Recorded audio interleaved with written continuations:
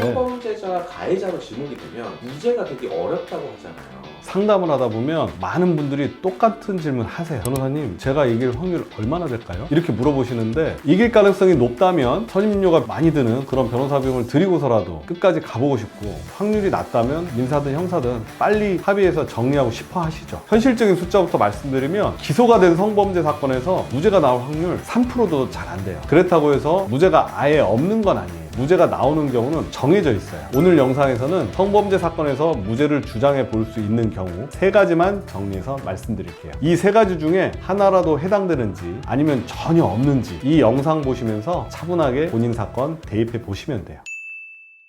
성범죄 사건에서 판단의 출발점은 거의 항상 피해자 진술이에요. 피해자의 말이 일관되고 구체적이고 또 객관적인 자료와도 잘 맞아 떨어지면 그 자체로 혐의가 인정되는 경우가 많아요. 그래서 많이들 이렇게 생각하세요. 상대방의 말이니까 뭐 어차피 못 이기는 거 아닌가요? 그런데 꼭 그렇지는 않아요. 어떤 피해자의 진술이 계속 바뀌거나 앞뒤가 안 맞는 부분이 나오면 얘기가 달라져요. 예를 들어 볼게요. 처음에는 뭐 정신을 잃은 상태였다고 하다가 조금 지나서는 뭐 중간중간 기억이 난다 꼭 이렇게 말이 바뀌는 경우, 혹은 구체적인 상황 설명이 계속 달라지는 경우예요. 시간, 장소, 상대방의 행동, 이게 조사 단계마다 달라지면 판사 입장에서도 그 진술을 그대로 믿기 어려워져요. 또 하나 중요한 건 객관적인 자료예요. 피해자 진술이 CCTV, 결제 내역, 출입 기록 이런 것들과 맞지 않는 경우들이 있어요. 예를 들어 의식을 잃은 상태였다고 진술했는데 CCTV를 보면 또렷한 상태로 걸어서 들어가고 또 직접 결제까지 한 정황이 나오는 경우, 혹은 나올 때도 자연스럽게 같이 이동하는 모습이 확인되는 경우들이 있어요. 이런 자료들이 나오면 피해자 진술의 신빙성은 확실히 흔들리게 돼요. 중요한 건 이거예요. 피해자 말이 조금 이상하다 이런 정도로는 부족해요. 객관적인 자료로 봤을 때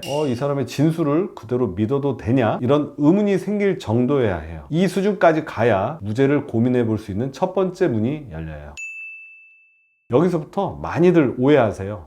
제 말이 사실인데요, 저는 일관되게 똑같이 말했어요. 이렇게 말씀하시는 분들 정말 많아요. 근데 성범죄 사건에서는 피해자 진술이 아무리 일관돼도 그것만으로는 무죄가 나오기 어려워요. 왜냐하면 피해자 진술도 이미 믿을 만하다고 보고 사건이 시작되는 경우가 많기 때문이에요. 그래서 피의자 진술이 힘을 가지려면 조건이 하나 더 필요해요. 바로 그 말을 뒷받침해주는 어떤 객관적인 자료예요. 예를 들어 볼게요. 주변 상황을 설명해 줄 수 있는 자료나 어떤 사람의 진술이 있을 수가 있어요. 사건 전후로 두 사람이 어떤 분위기였는지, 연락은 어떻게 이어갔는지, 또 갈등이나 단절은 없었는지, 사건 이후에도 연락을 계속 주고받고 있었어요. 평소랑 크게 달라진 점은 없었어요. 이런 정황들이 쌓이면 피해자 진술의 신빙성은 확실히 달라져요. 실제 사건 중에는요, 이런 경우도 있었어요. 지인 모임에서 두 사람이 처음 알게 됐고 그날 이후 연락을 이어가며 몇 차례 만남이 더 있었어요. 문제의 날 이후에도 메시지를 주고받았고 일상적인 대화가 계속됐어요. 그러다가 꽤 시간이 지난 뒤에 고소가 들어온 사건이었어요. 이 사건에서 중요했던 거는 사건 당일만이 아니었어요. 사건 이후의 정황이었어요. 연락 내용, 만남의 흐름, 분위기, 이걸 알고 있던 주변 지인의 진술이 결정적인 역할을 했어요. 두 사람 사이가 갑자기 뭐 틀어진 느낌 없었어요. 문제가 있었다면 그 이후의 관계가 이렇게 이어지긴 어려웠을 것 같아요. 이런 말들이 모이면서 피해자 진술을 객관적으로 뒷받침해주는 자료가 됐어요. 또 하나는 결제 내역이에요. 누가 결제했는지, 어떤 시간대에 결제가 이루어졌는지, 그 이후에 함께 식사를 했는지, 이런 기록들이 피의자 진술과 맞아 떨어지면 또 피해자 진술과 비교될 수 있는 그런 근거가 돼요.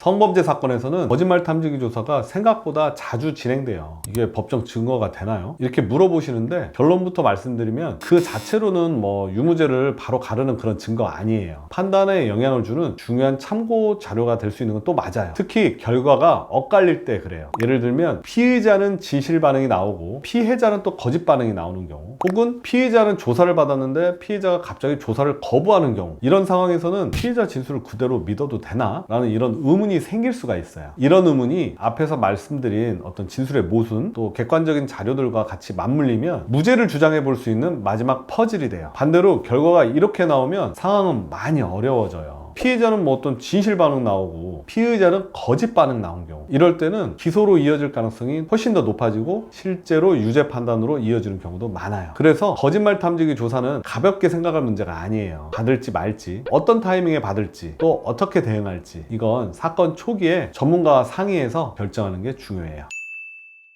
첫 번째, 혼자 판단해서 먼저 해명하려는 그런 행동이에요. 억울하면 말을 하고 싶어지는 게 당연해요. 그래서 상대에게 연락해서 설명하거나 장문의 문자나 메시지를 보내는 분들 많아요. 근데 이거 대부분 상황을 더 악화시켜요. 나중에 보면 그 해명 자체가 문맥에서 잘려서 불리한 증거로 쓰이는 경우가 정말 많아요. 설명하려고 한 말이 오히려 의도를 의심받는 계기가 되기도 해요. 두 번째, 조사에서 기억 안 난다는 말로 버티는 행동이에요. 술에 취해서 기억이 잘 안 납니다. 정확히는 모르겠습니다. 이 말 많이들 안전하다고 생각하세요. 근데 성범죄 사건에서는 굉장히 조심해야 하는 말이에요. 앞에서는 기억이 안 난다고 했다가 뒤에서는 구체적으로 말하게 되면 진술이 흔들린다고 바로 지적받을 수 있어요. 세 번째, 피해자를 직접 비난하거나 공격하는 그런 행동이에요. 저 사람이 원래 뭐 그런 사람이에요. 먼저 접근한 건 상대입니다. 이런 말 이렇게 억울하면 나오기 쉬워요. 근데 이건 판사님이나 수사기관 입장에서는 방어가 아니라 공격으로 보일 수 있어요. 상대 진술을 무너뜨려야지 상대를 나쁘게 만들어서 상황을 뒤집을 수는 없어요. 네 번째, 합의만 하면 끝날 거라고 믿는 그런 행동이에요. 합의하면 집행유예 나오지 않나요? 돈 주고 끝내면 되는 거 아닌가요? 이렇게 생각하시는 분들 많아요. 근데 성범죄 사건에서는 합의가 면죄부까지는 아니에요. 특히 사안이 굉장히 무겁거나 사회적 지위가 있는 경우에는 합의를 해도 기소가 되고 처벌은 되는 경우가 굉장히 많아요. 합의는 전략 중 하나일 뿐이지 해결책은 아니에요. 다섯 번째, 초기 대응을 미루는 행동이에요. 조금 더 지켜보고 결정하겠다. 조사 한번 받아보고 생각하죠. 이 판단이 가장 위험할 수 있어요. 성범죄 사건은 초기 진술 한 번으로 흐름이 굳어지는 거예요. 한 번 굳어진 진술은 나중에 바꾸기 어렵고 그때 가서 뭐 이렇게 말할 걸 이렇게 해도 늦은 경우가 정말 많아요.